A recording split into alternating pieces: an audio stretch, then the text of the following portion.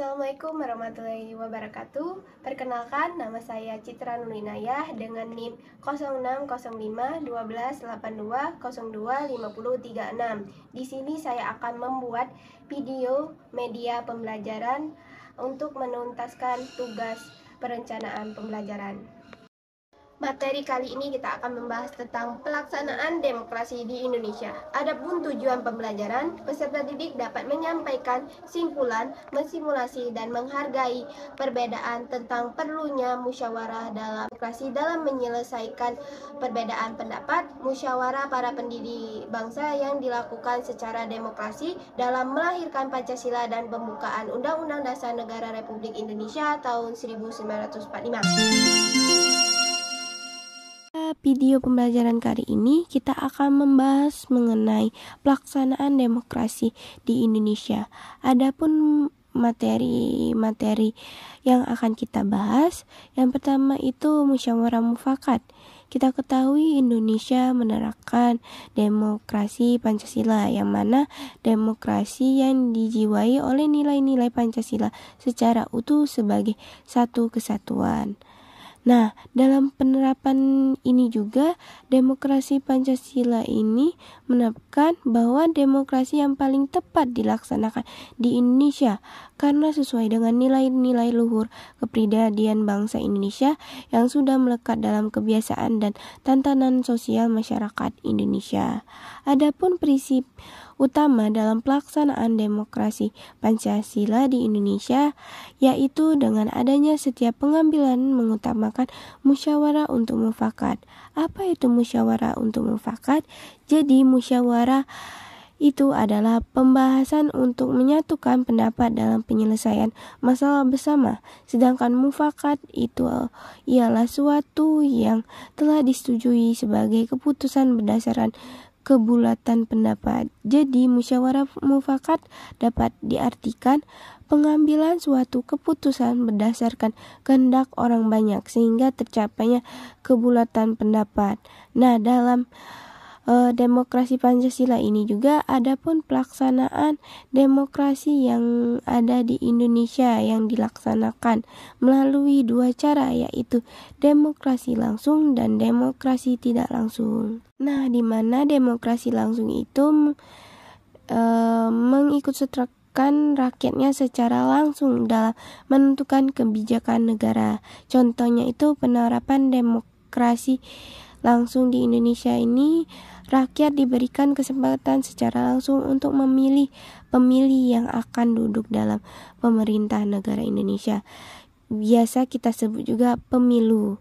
Nah, sedangkan demokrasi tidak langsung merupakan demokrasi yang melalui sistem perwakilan, yang mana kita ketahui sistem perwakilan ini kekuasaan tertinggi itu ada pada di tangan rakyat. Nah, oleh karena itu adanya aspirasi yang untuk mewakili pendapat rakyat, yang dimana perwakilannya itu ada di pada lembaga-lembaga tertentu, misalnya DPR, DPRD, DPRI.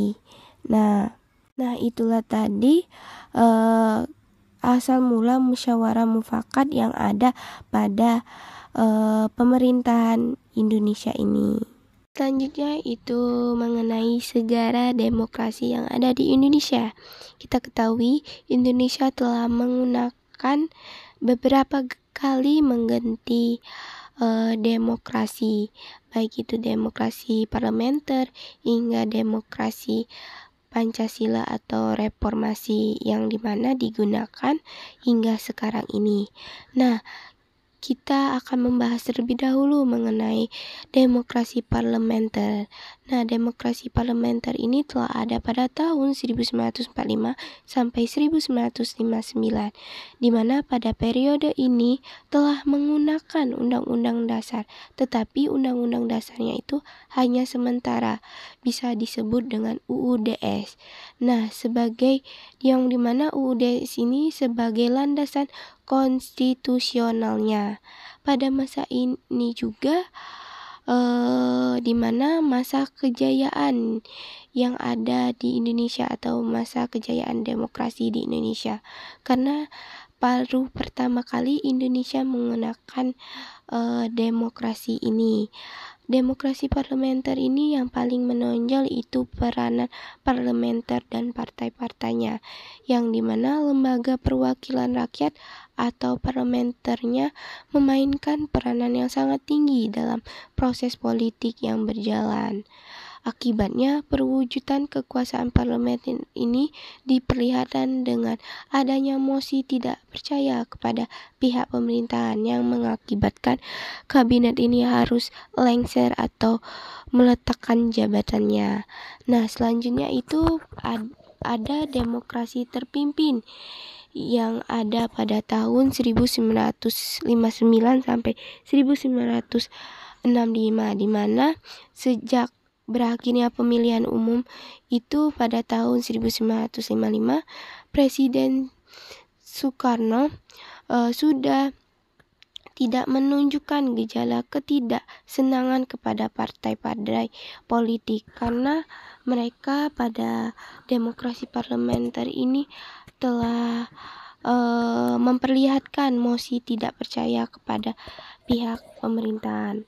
Hal ini menunjukkan pada parlementer terpimpin ini, maksudnya demokrasi terpimpin ini lebih ke menampilkan dominasi presiden dan di mana terbatasnya peranan partai politik serta peranan ABRI lebih sebagai unsur sosial politik semakin meluas. Jadi peranan ABRI ini lebih meluas, dan sedangkan peranan partai politik ini hanya terbatas peranannya.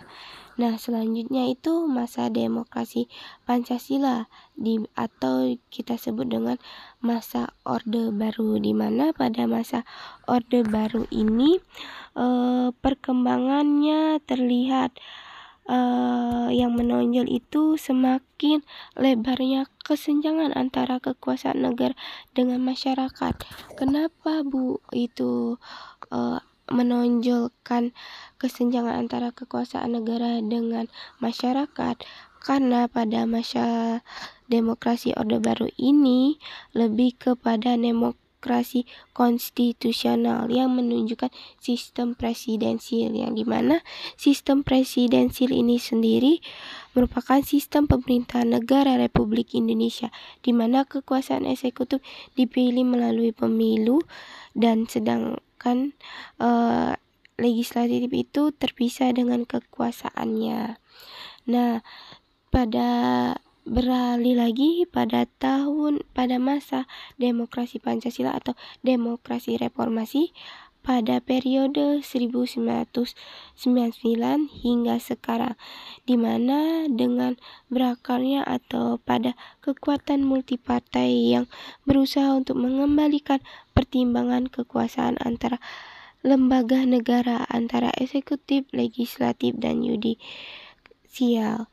Nah, pada demokrasi Pancasila ini juga nilai-nilai demokrasi dapat dilihat dalam ketentuan pasal 1 ayat 2 Undang-Undang Dasar tahun 1945 yang menyatakan bahwa kedaulatan berada di tangan rakyat dan dilaksanakan berdasarkan Undang-Undang Dasar. Jadi, kedaulatan rakyat itu kekuasaan yang paling tertinggi di tangan rakyat, tetapi masih dilaksanakan berdasarkan Undang-Undang Dasar. Serta pada demokrasi Pancasila ini ketentuan pemilihan umum dalam pasal 22E Undang-Undang Dasar tahun 1945 yang berasaskan luber dan jurdil. Apa itu luber dan jurdil? Luber dan jurdil itu ialah langsung, umum, bebas, rahasia, jujur, dan adil. Nah, itulah tadi materi pada pelaksanaan demokrasi di Indonesia. Setelah kita mencari jati diri negara kita, akhirnya kita menemukan jati diri kita, yaitu demokrasi Pancasila atau kita sebut dengan demokrasi reformasi. Walaupun demokrasi reformasi ini pada waktu tahun 1919 itu masih banyak perombakan, tetapi kita tetap melakukan atau tetap menggunakan demokrasi yang terakhir tersebut. Nah, kalian sudah menonton video pembelajarannya bukan? Di sini Ibu ada tugas untuk kalian, yang mana tugasnya itu berkelompok, yang kita akan menganalisis atau mencermati ilustrasi bacaan di sini. Dan di sini soalnya, nah kalian amati dulu soalnya atau bacaannya, baru mengisi soal di bawah ini dengan berkelompok ya. Dan semoga kalian bisa mengerjakannya dengan selesai, dengan bagus, dengan tepat. Tetap semangat, tetap optimis dalam mengerjakan tugas maupun pembelajaran pendidikan Pancasila dan kewarganegaraan. Itu saja dari Ibu akhiri. Wassalamualaikum warahmatullahi wabarakatuh.